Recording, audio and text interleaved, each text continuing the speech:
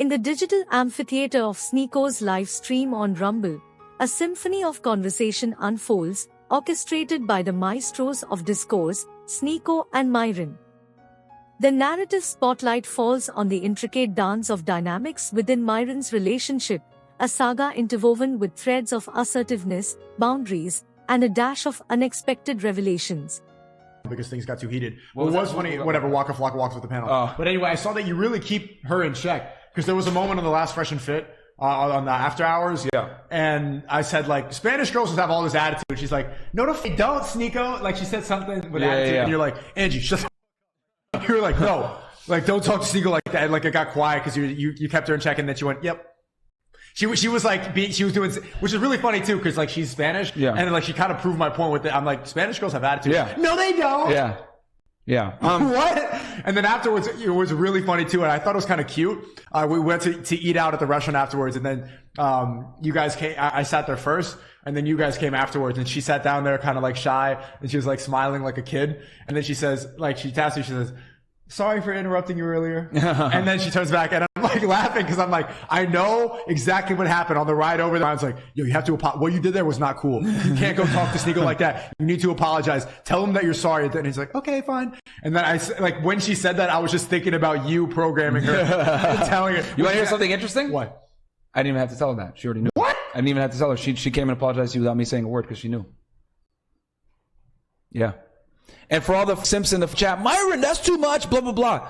Y'all gotta understand that when you are dealing with women, you have to be ruthless when it comes to checking them. And I'm not saying like, be out here and be like a dictator, blah, blah. But you have to let her know swiftly, quickly, and in an assertive manner, that's not acceptable behavior. So they know like, yo, okay, I can't do that again. But a lot of y'all like will sit there and let a girl like emasculate you, death by 1,000 paper cuts. It never starts with her saying you. It always starts with small things, and then it continues to snowball, and then you don't end up getting control. You lose frame, and the next thing you know, she's respecting you. So guys, you got to nip it in the butt from the beginning. And the thing is, Angie's a smart girl. She gets it, and that's why she was able to like, okay, take accountability, and then like apologize to Sneako. I didn't have to tell her anything. You had a girl to take accountability? Yeah. This is next level stuff. She's a good chick. She got a good foundation. She just girls get sleep paralysis to see accountability dancing around them. That's insane, man. Yeah, she has a good foundation. She has a strong dad. That's why. That's why, which is extremely important. I mean, a woman is always going to be a vessel. Yeah. She's got to have like some semblance of a good like foundation so you can even do this. If she just comes from a fuck background, it's done. You can't do nothing. But for all you pussies out there, that's how you have to deal with women. You have to be assertive and dominant, guys. You can't be sitting there being soft like, oh, bro, you did too much. No, you have to nip it in the butt right then and there so it never happens again. I'm so surprised that you didn't have to have that conversation and she did that on her own. Yeah. It sounded like wow, that really surprised me. Yeah. I just had Gary, the numbers guy, and Shake His Mod have a debate on. It was really great. And I don't know if you know who he is, but Gary, we were having a conversation. I went to visit his studio. We got lunch. And he was saying something. I don't want to, Gary, sorry if I'm like exposing. I don't think it is exposing, but we were talking about like men and women. And he was saying like, and this is, don't take this word for word with him saying that, but he's like,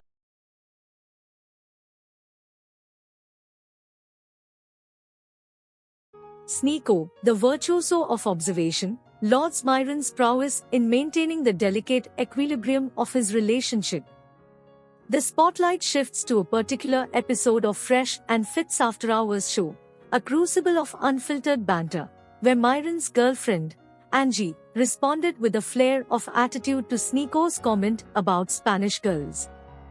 Myron, the vigilant guardian of decorum, swiftly shut down any hint of disrespect, asserting his authority with the finesse of a digital monarch.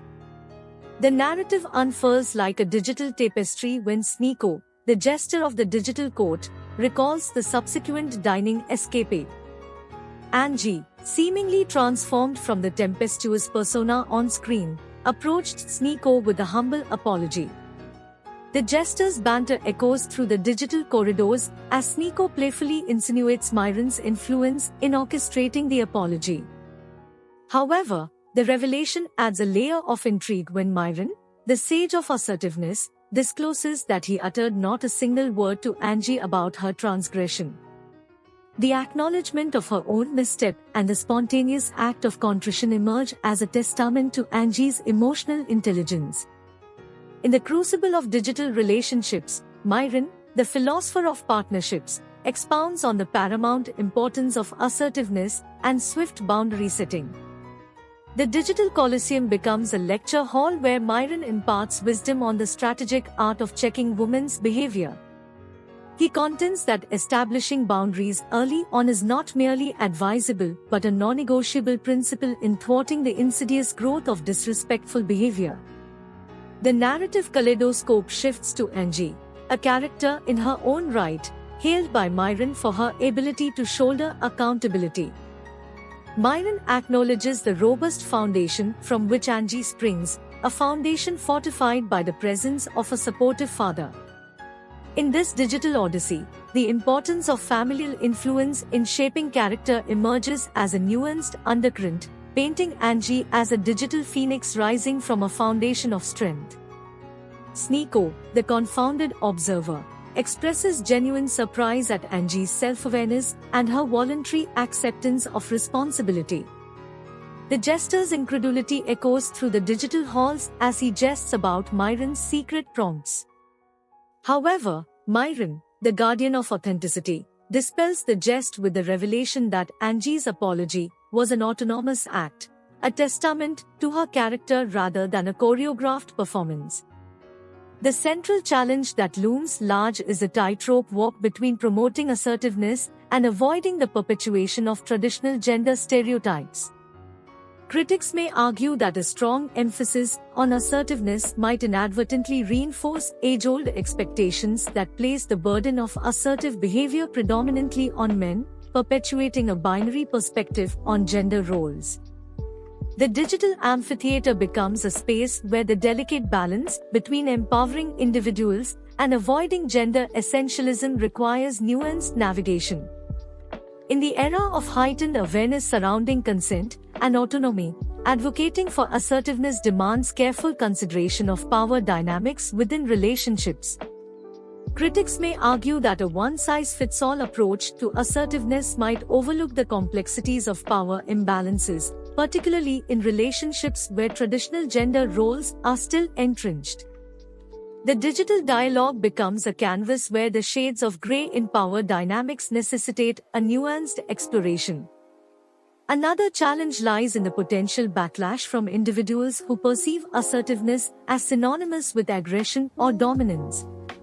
In the digital Colosseum, where perceptions are shaped swiftly, critics might contend that an overemphasis on assertiveness might inadvertently contribute to the demonization of assertive women, reinforcing negative stereotypes and fostering a climate that discourages women from expressing their opinions assertively. Within the tapestry of women's activism and feminism, the call for assertiveness intertwines with the broader narrative of empowerment. However, critics may question whether the emphasis on assertiveness overshadows the multifaceted nature of empowerment, potentially neglecting softer qualities and reinforcing an expectation for women to adhere to a particular archetype of strength. The intersectionality of assertiveness and feminism further complicates the discourse.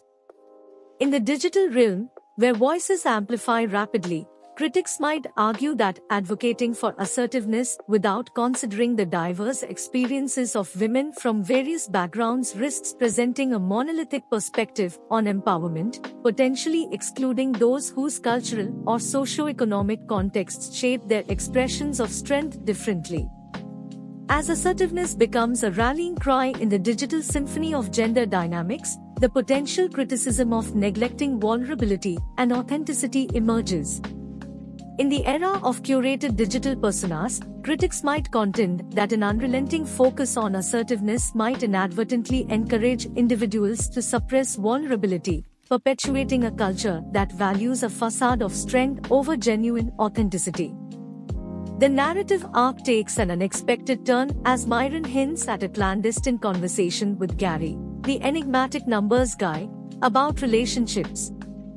The details remain shrouded in digital ambiguity, yet the suggestion of Gary sharing similar views on assertiveness and boundaries adds a layer of intrigue. The digital amphitheater becomes a whispering gallery, with the echoes of untold conversations amplifying the complexity of digital relationships. In this digital symphony orchestrated by Sneako and Myron, the narrative unfolds with the grace of a well-choreographed ballet. Assertiveness, boundaries, familial influence, and the subtle dance of responsibility weave a tapestry of insights into the intricate dynamics of digital relationships.